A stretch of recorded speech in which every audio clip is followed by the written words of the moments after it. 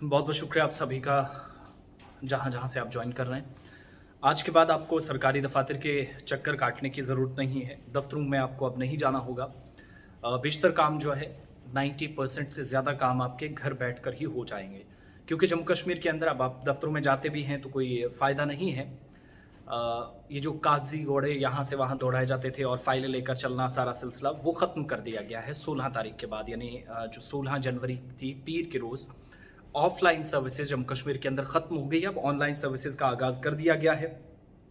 और इस पर क्या हुआ है कि जम्मू कश्मीर अब मुकम्मल तौर पर डिजिटल हो गया है, जिसके लिए काम तमाम सरकारी दफ्तरों में शुरू कर दिया गया है हिदायत के मुताबिक।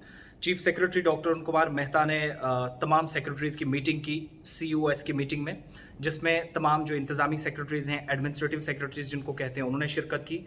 और कमिश्नर सेक्रेटरी IT भी इसमें थे, यानी इंफॉर्मेशन एंड ब्रॉडकास्टिंग, माफ़ कीजिएगा IT जो इंफॉर्मेशन एंड टेक्नोलॉजी है, वो जिम्मेदारान मौजूद थे। और इस बात को यकीनी बनाने पर जोर दिया गया कि अगर कोई शख्स जिसको किसी भी तरीके की कोई शिकायत है तो वो ऑनलाइन प्लेटफॉर्म के जरिए शिकायत भी करे और उसको जवाब भी ऑनलाइन दिया जाए। इसमें किसी तरीके से लैतुल लैल से काम या ताखीर से काम नहीं लिया जाना चाहिए।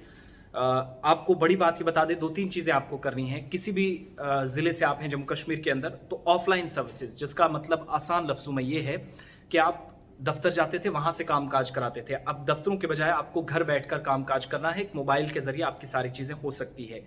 ई-उन्नत, EUNNAT, ई-उन्नत नाम से सर्विस प्लस और डिजी लॉकर डिजिटल पोर्टल, ये सरकार की तरफ से तैयार किए गए हैं। इन पोर्टल्स के जरिए आप अपने एतराज़ात, अपनी शिकायतें दर्ज करा सकते हैं और इन्हीं पर आपको सरकारी तंत्र में बैठे लोग, प्रशासन चलाने वाले, इंतज़ामिया चलाने वाले लोग जो हैं वो आपको जवाब भी देंगे। 400 से ज़्यादा ऐसी सर्विसेज हैं, पहले ही ऑनलाइन कर दी गई हैं, इनको ऑनलाइन मोड पर कर दिया गया है।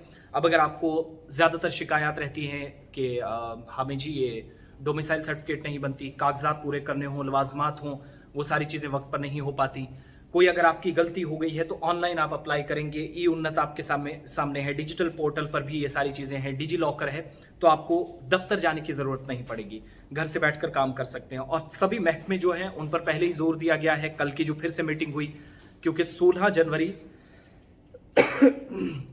रात 12 बजे तक जो ऑफलाइन सर्विसेज हैं वो चली, उसके बाद 12 बजे के बाद ऑनलाइन सर्विसेज का आगाज़ कर दिया गया है।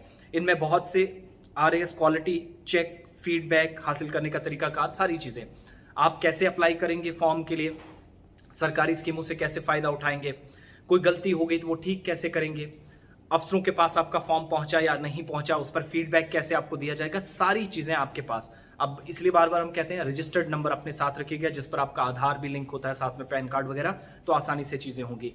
तो कुल मिलाकर अपडेट ये है, या बात बताने का मकसद ये कि ऑफलाइन सर्विसेज खत्म हो गई हैं यूनियन टेरिटरी के अंदर। दफ्तरों के चक्कर काटना बंद कीजिएगा, क्योंकि आपका टाइम ज़ाया होगा। और वक्त बर्बाद किए बगैर ऑनलाइन, ई-उन्नत, डिजी लॉकर, ये सारे पोर्टल जो इनका फ़ायदा उठाकर सरकार से ये जो सर्विसेज हैं वो आप ले सकते हैं। अब बड़ी बात इसमें क्या होगी कि बहुत सारे लोग हैं जो कम पढ़े लिखे हैं या चीज़ें नहीं जानते।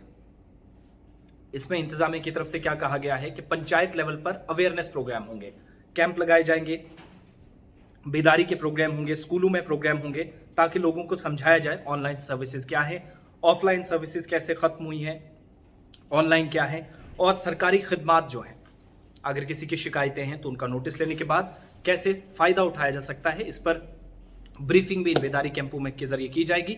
तो अब आप घर बैठे सरकार की खिदमत हासिल कर सकते हैं। तमाम सरकारी डिपार्टमेंट्स की सर्विसेज 400 से ज़्यादा हैं, ऑनलाइन कर दी गई हैं।